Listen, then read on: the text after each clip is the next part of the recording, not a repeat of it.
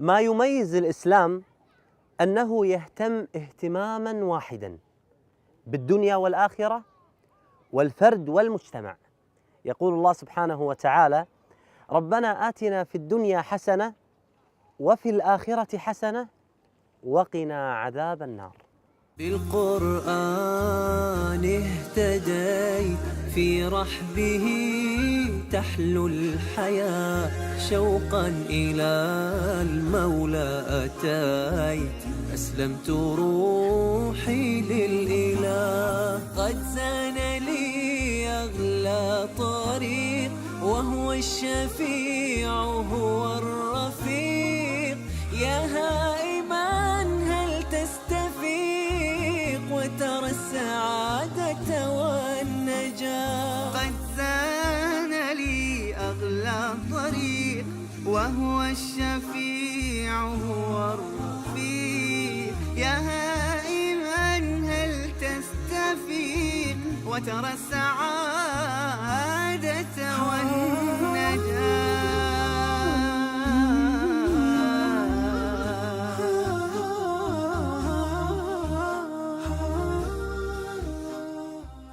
عبد الله الروسي كان يعمل في تجارة الأغذية بموسكو. زميله المسلم في العمل كان يرفض نقل الخمور ولحم الخنزير. الروسي عبد الله تأثر بمشهد الصلوات الخمس حتى عرف أن الإسلام دين الفطرة وفيه كل البدائل عن الحرام. أخي عبد الله، أين كنت تعمل قبل الإسلام؟ وما هي طبيعة عملك؟ Работа у меня была разная. Я бывал, работал грузчиком, кассиром. 2 года проработал на фабрике, на заводе. Мы делали плиты на газовом и электрическом подогреве. Завод назывался «Мастер Гриль». Вот. То есть я бывал, работал на пилораме или еще где-то. У меня особо не было образования, потому что после 9 классов я просто играл рок и пил. كان قبل إسلامه مفتونا بالموسيقى وارتكاب المعاصي، ولكنه لم يكن سعيدا وكان يشعر دائما بالكآبة. До ислама я жил в придуманном мною мире, вымышленном мире, где было уютно и тепло. Я сам придумал себе сценарий, как жить. То есть я был панком, я любил играть на бас-гитаре, я часто выпивал, потому что депрессия иногда приходила ко мне. Я иногда ходил в церковь, и это был как дом Божий. Я не просил тогда у Иисуса или у кого-то из святых. То есть я просил именно у Бога. Бывали такие дни, когда было очень плохо, и я говорил: Господи, я больше не буду это делать, только не наказывай меня, пожалуйста.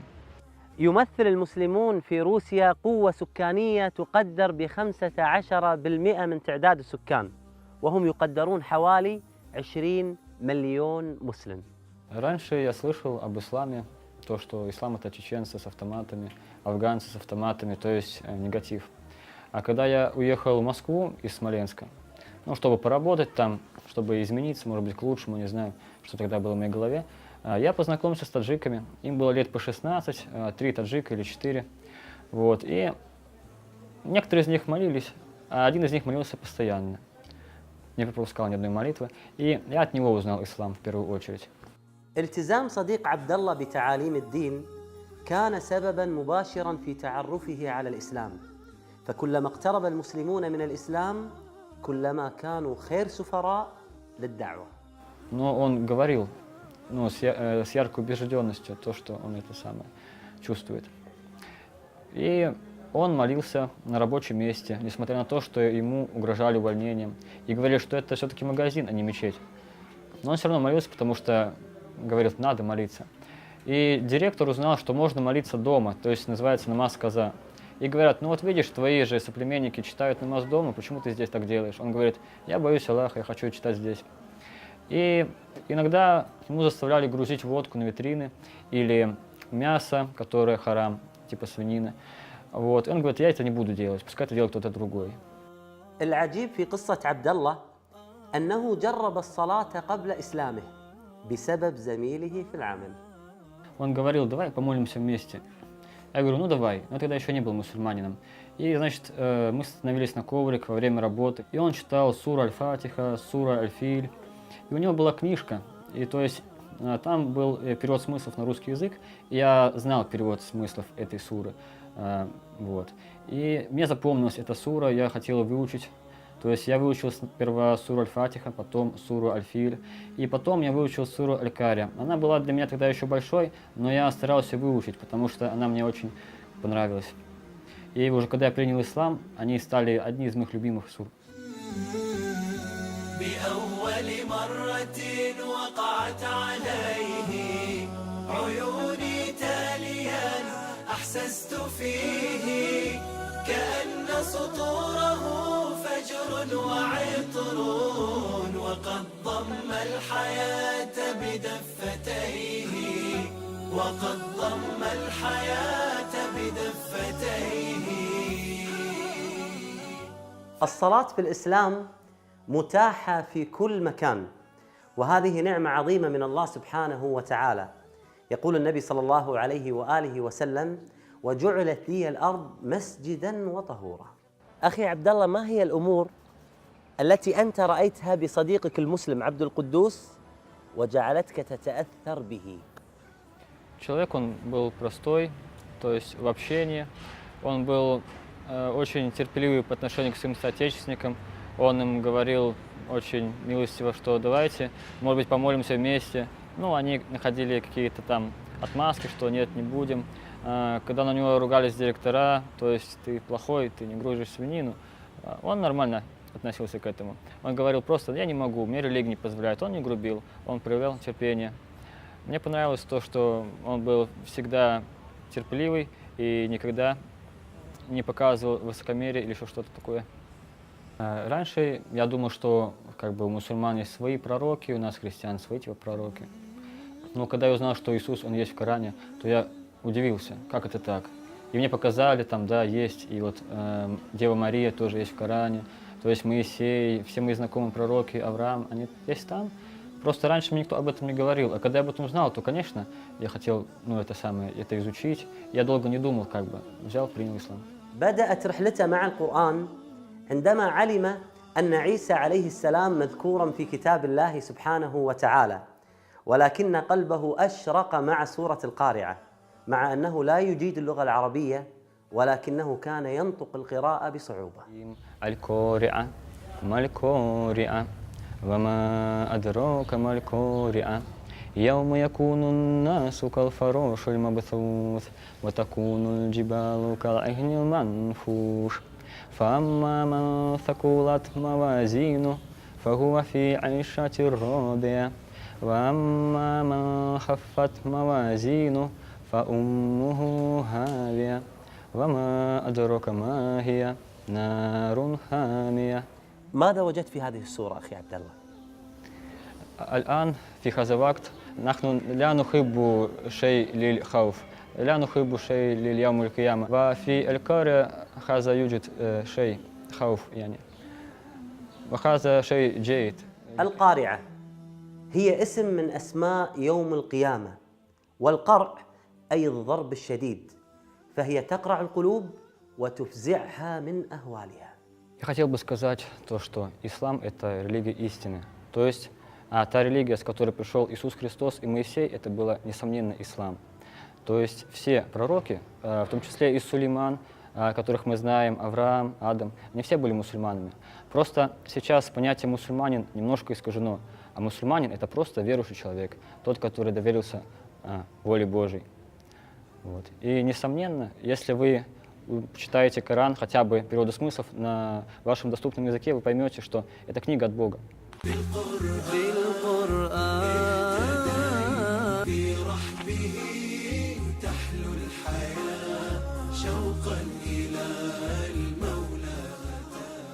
يا إله الكون يا المولى العظيم يا كريما منه قرآن كريم رتل القلب سطورا من ضياء راجيا أن يغسل الذنب العظيم.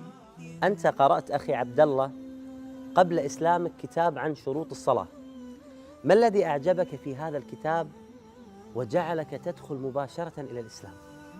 Это была маленькая книга, автор был Асым Уйсал, вот, и она была как бы брошюрка, как нужно делать намаз. То есть условия молитвы, как нужно делать омовение. Там были последние суры из Корана с транслитерацией и то есть с переводом смыслов на русский язык.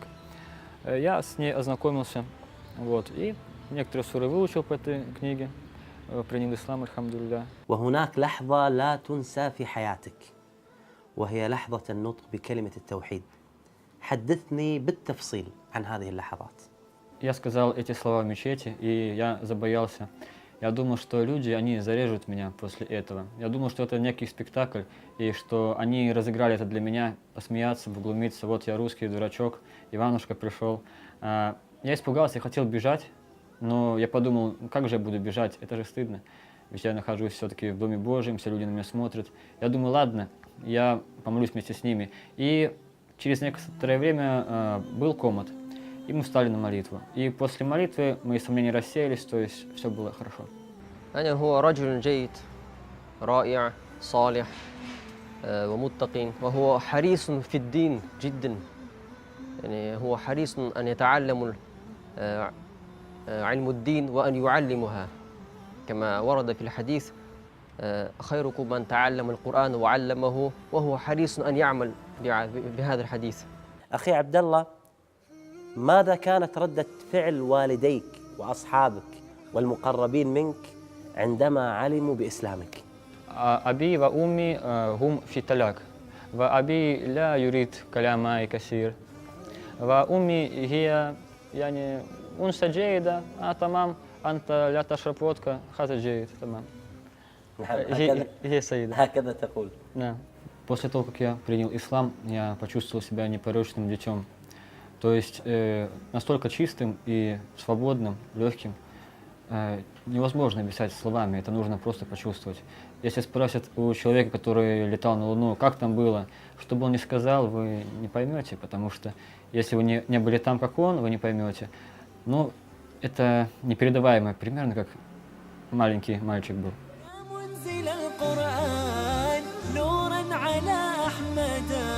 أحسست باطمئنان بالنور لما ابتدى ثبتني يا الله على طريق الهدى ثبتني يا الله على طريق الهدى فكل ما أخشى سوء الختام غدا. После того, как я уже принял ислам, я осознанно сам поехал в Египет. Я был там уже 2 раза. Один раз я поехал спустя год после принятия ислама, я был тогда один. Я просто посетил города и посмотрел, как люди постятся в этот священный месяц Рамадан, как они совершают тахаджуды.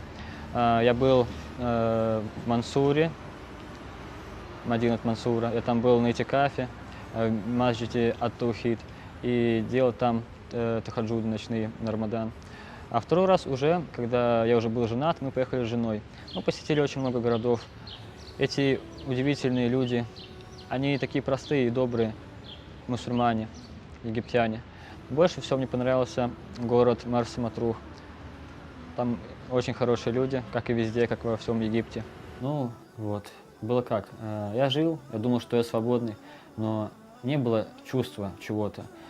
Как будто бы внутри меня был какой-то сосуд, который должен быть чем-то заполниться. Я заполнял его не тем. Я заполнял его водкой, бас-гитарой, панк-роком. Если в бензобак у машины налить молоко, оно не поедет. И пока не зальешь то, что нужно залить, тогда это будет все нормально. И я как бы, залил туда иман, и стало хорошо. Вот. И, то есть до ислама у меня были какие-то депрессии, они были ниоткуда. Я думал, почему? Потому что этот сосуд не был заполнен. القلوب أوعية فأشغلوها بقراءة القرآن ولا تشغلوها بغيره. كلام جميل وعظيم من الصحابي الجليل عبد الله بن مسعود رضي الله عنه وأرضاه. ما هو الأسلوب أخي عبد الله الذي اتبعته حتى تقنع زوجتك في الإسلام؟ Мы познакомились с ней в 2010 году. Она была христианка, я уже был год как мусульманин. И я сказал, что я хочу быть с тобой вместе, но, знаешь, мне придется сделать с тобой никах. Она говорит, хорошо, это так надо? Я говорю, да, так надо, потому что я не могу на тебя много смотреть, я не могу до тебя дотрагиваться, это трудно. И через год она приняла ислам. Кто знает, какая была причина, я рассказывал ей об исламе что-то, не так, чтобы заставлять, она что-то спрашивала, я отвечал. И один раз мы шли по улице в Москве, я провожал ее на автобус, и был пьяный мужчина, он валялся, я решил его поднять. Решил поднять и довести его до дома. Я довел до дома, он такой говорит, ты, кто ты такой? Я говорю, я мусульманин. Мусульманин, знаю. Я говорю, да, вас провести наверх? Не, чё, сам дойду. И как бы ее это впечатлило, что, я еще и так поступил. И все, она говорит, я хочу принять ислам. И я хотел бы обратиться к вам, не мусульманам, чтобы вы послушали меня, потому что я такой же был, как и вы раньше. Я думаю, что ислам – это жестокость. Но на самом деле ислам – это не жестокость, ислам – это справедливость. И если вы посмотрите на жизнь описания пророка, то вы увидите, что он не совершал несправедливости и жестокости. Если вы говорите, что ислам – это жестокость, то посмотрите, разве пророк Мухаммад делал это, саллаху алейхи вассалям, и вы увидите, что нет.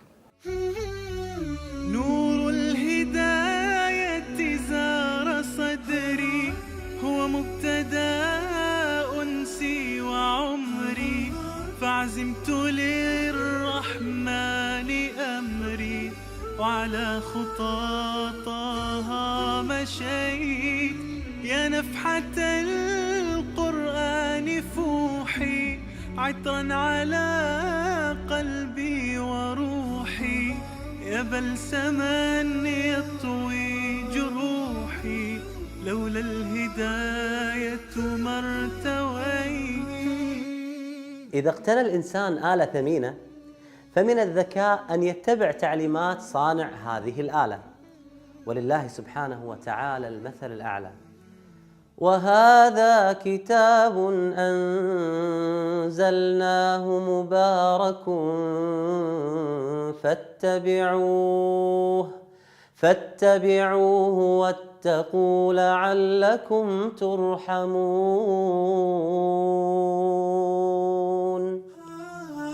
تب علي فيداي مثقالات أنا عاص والحنايا ضامئات. تب علي فيداي مثقالات أنا عاص والحنايا ضامئات. جئت أتلو بالدموع الساجيات راجيا أن تغفر الذنب العظيم. Коран – это книга от Всевышнего Бога, которая дана каждому из человека. И для меня Коран – это Слово Божье. Это причина браката, то есть причина милости от Бога. Вот. И когда я знаю, что когда я читаю Коран, то мне становится легче жить, мне становится лучше жить. То есть из ниоткуда появляются какие-то вещи, которые мне способствуют быть лучше. То есть Бог моей судьбой правит, и эта судьба становится лучше.